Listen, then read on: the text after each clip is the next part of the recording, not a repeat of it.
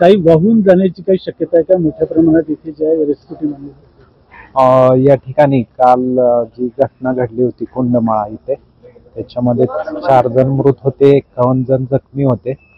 जखमी जे आहेत त्यांना विविध हॉस्पिटलमध्ये उपचार सुरू आहेत. त्याच्यामध्ये पवना हॉस्पिटल असेल, मायमर आहे, त्याचबरोबर आथर्व हॉस्पिटल.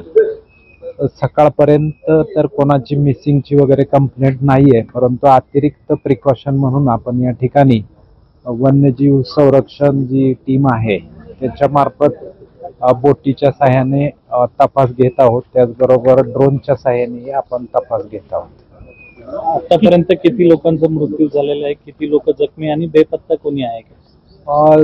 आपण कालच्या घटनेमध्ये 4 जण मृत आहेत, 51 जण जखमी आहेत. बेपत्ताची तक्रार अद्यापर्यंत आमच्याकडे प्राप्त नाही.